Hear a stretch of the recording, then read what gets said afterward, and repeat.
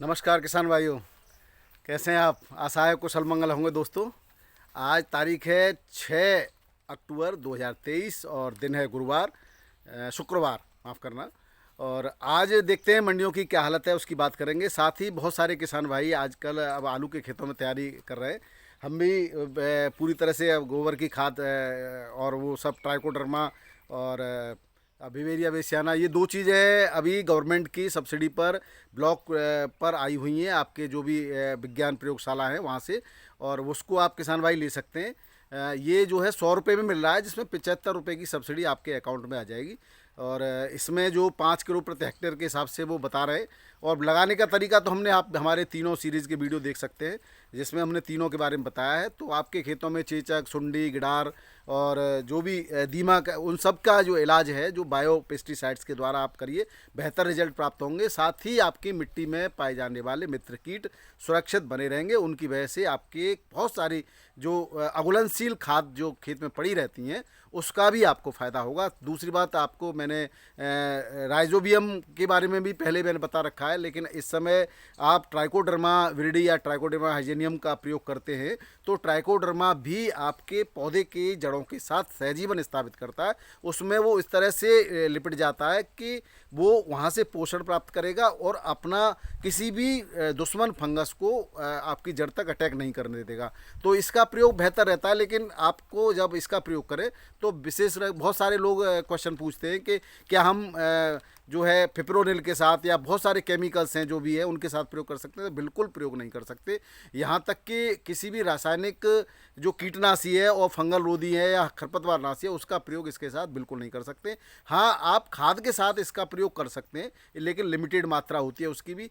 तो खाद जब बाद में देंगे तो उसका बहुत ज़्यादा इस पर इफेक्ट नहीं पड़ता। बहुत सारे लोग आपको एक चीज़ और गुमराह कर रहे हैं। मुझसे एक किसान भाई पूछ रहे थे, अभी फ़ोन पे बात हो रही थी, और उनका ये कहना है कि क्या हम उस टंग स्प्रे में इसका प्रयोग कर सकते हैं? तो बिल्कुल निसंदेह कर सकते हैं। तो किसी ने उनको सलाह दी कि आप इसके लिए नई स्प्रे मशीन लाओगे तो इसका स्प्रे बढ़िया कारगर रहेगा, अदरवाइज कारगर नहीं रहेगा। ऐसा कुछ नहीं है किसान भाइयों। अगर ऐसा होता तो ये तो अंदर तो बहुत सारे दुश्मन कीट मौजूद हैं ज़मीन के अंदर, वहाँ तो जाते ही मर जाएगा। ऐसा कुछ नहीं है। आप अगर आपको ज़्यादा ही शंका है तो आप एक बार दूध या मठा से, विशेष करके मठा से आप अपनी टंकी को साफ़ कर लें। उसके उसमें तो मठा से साफ़ करने के बाद जितने भी जो भी बैक्टीरिया जहर रहेगा उसमें वो ख़त्म हो जाएगा, और आप आसानी से इसका फिर प्रयोग कर सकते हैं। शंका का बिल्कुल आपको बहुत ज़्यादा अलग अलग टंकी खरीदने की आवश्यकता नहीं है। वो जो पता नहीं किस कारण से, कोई किसी ने कहाँ से पढ़ाया सुनाया, किसी ने बताया, आप एक ही टंकी से केमिकल का स्प्रे करने के बाद उसको अच्छी तरह साफ़ करने के बाद, डिटर्जेंट में तो केमिकल होता है, तो इसका मतलब हम अगर कोई केमिकल खाद यूज करेंगे और वहाँ पर हमने ट्राइकोडर्मा या विवेरिया बेसियाना या बेटाराइजम या और कोई भी बायो पेस्टिसाइड प्रयोग किया है तो वो काम नहीं करेगा, ऐसा नहीं है। केवल इसकी भी प्रतिरोध, और कुछ लोगों का ये भ्रम है कि हम रात को इसको दें, ऐसा नहीं भी नहीं है। इसके ये काफ़ी मात्रा में टेम्परेचर को सहन कर सकता है, और कंपनी दावा करती है कि 45 डिग्री सेल्सियस को आराम से सहन कर सकता है। तो इन दिनों में तो 45 हो ही ना, और कोई कोई तो 50-55 भी सहन कर सकता है दोस्तों। तो कोई चिंता की कोई बात नहीं है। अब आलू की फसल में आप किसी भी मौसम में इसका स्प्रे कर सकते हो। अभी आप कल्चर करने के लिए गोबर की खाद का प्रयोग कर सकते हो, आप कंपोस्ट खाद का प्रयोग कर सकते हो, आप जो है गुड़ का प्रयोग भी कर सकते हो। लेकिन केमिकल रोधी होता है तो ज़्यादा बेहतर रहता है, क्योंकि बहुत सारे ऐसे केमिकल भी जहरीले हो सकते हैं जो हमारे मित्र फंगस को जो हम यूज कर रहे हैं, जिसका हम कल्चर करना चाह रहे हैं। क्योंकि जब वो बीजाणु के रूप में होता है तो कमज़ोर होता है, जब वो ग्रो कर जाएगा तो वो अपने आप में मजबूत हो जाएगा, फिर कोई दिक्कत नहीं होगी। मेटाराइजम का प्रयोग आप पहले करें, जो अगर तीनों का प्रयोग करें तो मेटाराइजम का प्रयोग पहले करें, और उसको गुड़ के साथ घोल करके और पानी के साथ परे में लगा दीजिए, बेहतर रिजल्ट प्राप्त होगा। और अंतिम जुताई पर जब लगाएं तो आप कल्चर किया हुआ आपका ट्राइकोडर्मा और सूडोमोनास जो भी आपके पास है, या विवेरिया बेसियाना, वो उसका आप प्रयोग कर सकते हैं। बेहतर जो है आपको प्राप्त होंगे इनके रिजल्ट। आपके भूमि में जो आपके दुश्मन फंगस और दुश्मन बैक्टीरिया हैं जो आपकी फसल को नुकसान पहुंचाते हैं, उसमें ये बेहतर काम करता है। आप उपचार ही ट्राइकोडर्मा से कर सकते हैं। इसके लिए मैंने अलग से 3 वीडियो दिए हुए हैं, आप उसको एक बार ज़रूर देख लें।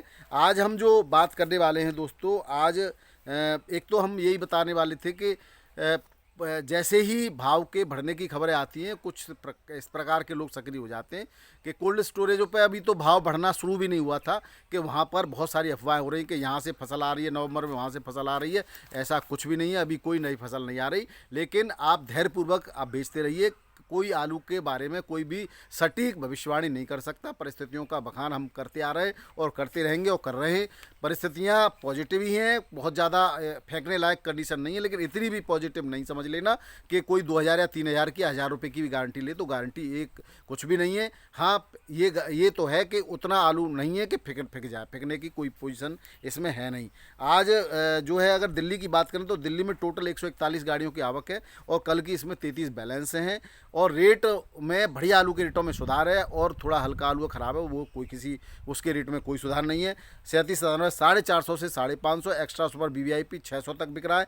चिप्सोना 650 से 700 चंदौसी का और एक्स्ट्रा VIP 750 तक बिक रहा है और गुल्ला जो है इसका 600 650 रुपये में बिक रहा है। अलीगढ़ आगरा का चिप्सोना 600 से 650 तक बिक रहा है। सूर्या की बात करें, अलीगढ़ आगरा का सूर्या 700 से 750 में बिक रहा है। चंदौसी का 800 से 900 में बिक रहा है। एक्स्ट्रा सुपर कोई 950 में बिक रहा है। गुल्ला इसका 700 से 750 में बिक रहा है। ये दिल्ली आज़ादपुर के अंदर शुगर फ्री आलू के रेट हैं। बाकी पंजाब का LR है वो जो जूट में आ रहा है वो 550 से 600, शुगर फ्री 620 से 650, गुल्ला इसका 400 से 500 रुपये में बिक रहा है। डायमंड पंजाब का 500 से 550 600 तक बिक रहा है। संभल का डायमंड 700 से 750 रुपये तक बिक रहा है। अब एक बात और मुझे ध्यान आ गई कि कुछ किसान भाई पूछ रहे थे कि कमेंट में दिया है ऊना होशियारपुर की क्या स्थिति है दोस्तों। तो स्थिति में कुछ नया कुछ नहीं है, जिस तरह से पहले बताया गया था कि ऊना के अंदर करीब 40-45% में नुकसान हुआ था बारिश के कारण। उसकी बाद में लेट बिजाई चालू है या हो गई है, कहीं कहीं हो चुकी है लगभग। और होशियारपुर में भी थोड़ा बहुत नुकसान हुआ था, ज़्यादा नुकसान नहीं है, लेकिन होशियारपुर की पहले से ही बिजाई लेट हुई थी। कुछ 20-30-40% जगह में बिजाई पहले हो गई थी। तो अगर कब तक आएगा इसकी बात करें तो नवंबर में थोड़ा बहुत शुरुआत मुहूर्त हो सकता है, लेकिन वो भी 15 नवंबर के आसपास, और पूरी तेज़ी के साथ तो दिसंबर में ही आएगा। तो ऐसा नहीं है कि बहुत जल्दी आ रहा है, बहुत जल्दी नहीं आ रहा, काफ़ी समय आपको मिल रहा है। पश्चिम बंगाल में पानी भरा हुआ है, बारिश हो रही थी अभी तक, और अभी वहाँ पे बिजाई की कोई सिस्टम नहीं है, 15-20 दिन लेट है और हर बार से। इसी प्रकार मध्य प्रदेश में भी काफ़ी बारिश हुई है, वहाँ पर अगैती आलू की फसल में नुकसान है। झारखंड में अगैती आलू की फसल में नुकसान है। आसाम में भी नुकसान है दोस्तों, और सिक्किम में बहुत ज़्यादा बारिश हुई है, बादल फटा है, सेना के पुल वगैरह बह गए, बहुत बड़े यहाँ पर नुकसान है। यहाँ पर हरी सब्जियाँ वगैरह ढालू नुमा भूमि में होती हैं वो समाप्त हो गई हैं, तो यहाँ इसका फ़ायदा पश्चिम बंगाल के किसानों को मिल सकता है। अब बात करें आलू के जो है माहौल की बात कर रहा हूँ मैं कि देखो दोस्तों, घबराने की कोई बात नहीं है। जैसे ही कोई अगर कभी अभी यहाँ पे भी प्रयास किया गया था पिछले दिनों दिल्ली मंडी में कि चिकमंगलूर से एक गाड़ी मंगा ली उन्होंने, तो चिकमंगलूर में नया आलू होता है। ये केवल माहौल ख़राब करने वाली बात होती है। ऐसा नहीं है कि चिकमंगलूर का आलू अभी यहाँ आके बिकेगा तो किस रेट में बेच दोगे आप। वहाँ पे भी 24 रुपये किलो तो वहीं बिक रहा है, 20-22 रुपये किलो यहाँ बिकेगा, तो इसका बीज का भाड़ा कौन देगा। केवल ऐसे कुछ लोग होते हैं कि इससे हम जो है भावों की दिक्कत, क्योंकि आलू का टोटल बाजार माहौल का है। माहौल क्योंकि इस समय जो मंडियों में आवक हुई है वो पिछले साल से बहुत ज़्यादा नहीं हुई, लेकिन रेट आधे रहे क्योंकि माहौल ख़राब कर दिया गया शुरुआत में। और अब भी जो इस तरह के कुछ लोग सक्रिय होते, पता नहीं उनका कुछ न कुछ बिजनेस तो होता ही है, कुछ न कुछ पर्पज़ तो होता ही है, ऐसा बिना पर्पज़ के कोई कुछ नहीं करता। तो वो माहौल के हिसाब से जो ख़राब करने का प्रयास किया जाता है। आप डरना नहीं, अगर नवंबर के पहले सप्ताह में कहीं से कोई आलू आ भी जाता है तो डरने की कोई बात नहीं, क्योंकि पूरे भारत के अंदर कहीं पर भी इतना ज़्यादा अगैती आलू नहीं है कि वो पूर्ति कर सके, कुछ डिमांड को पूरा कर सके। इसलिए दिसंबर तक भी आपका पुराना आलू बिकता रहेगा, लेकिन रेटों की तो कुछ कहा जाना संभव नहीं है, फेंकने वाली कोई कंडीशन नहीं है। आज जबलपुर में गुल्ला के रेटों में जो है थोड़ा सा डाउन रहा है, 50 पैसे 1 रुपये का। 14-15 तक बिक रहा था, 13-14 तक बिका, हल्का 11-12 तक बिका है, 12-13 तक बिक रहा था। यूपी का जो गुल्ला है 12-13 तक बिका है यहाँ पर। और आगरा में हाइब्रिड आलू जो कोल्ड स्टोरेज पर बिक रहा है वो 350 से 400 रुपये पैकेट बिक रहा है। एक्स्ट्रा सुपर 500 के आसपास बिक रहा है दोस्तों। 37 में 450 से 520 बिक रहा है। एक्स्ट्रा सुपर 550 से 600 20 प्लस या 20 माइनस के आसपास बिक रहा है आलू। 30 रुपये तक भी प्लस में 630 तक बिक रहा है। बाराबंकी के किसान बड़े परेशान हैं दोस्तों। वहाँ के किसानों के साथ पता नहीं किस तरीके से शोषण हो रहा है। मैं तो कह रहा हूँ 1-2 साल बंद कर दीजिए, कोल्ड के जब बंद हो जाएंगे ना इनके, तो अपने आप सब लाइन पर आ जाएंगे दोस्तों। वहाँ बाराबंकी रखने के लिए आगरा का किसान नहीं जाएगा आलू रखने के लिए। तो आपके साथ जो शोषण हो रहा है तो आप निश्चित रूप से कम करिए आलू। देखते हैं क्योंकि और कोई तरीका है नहीं, यहाँ से हम लठ तो चला नहीं सकते दोस्तों। कानून के दायरे में रह करके आप अपनी शिकायत जिला उद्यान अधिकारी के यहाँ बुक करा सकते हैं और डीएम से शिकायत कर सकते हैं। और दूसरा तरीका यही है सबक सिखाने का, आप अन्य फसलों पर रास्ता अपनाइए, कम से कम आलू कीजिए, अपने आप इनकी अकल ठिकाने आ जाएगी। आज के जो रेटों की बात करें तो R1 आलू 436, 445, 455, 465, 485 तक हाईएस्ट यहाँ पर बिका है। जगह जगह के जो हमारे पास सूचना है। राया के अंदर 37-97 आलू 400 से लेकर के 535 तक बिका है दोस्तों, क्योंकि पिछले दिनों 522 तक बिका था। बहुत बढ़िया आलू जो टॉप क्वालिटी का वो 535 तक बिका है अभी।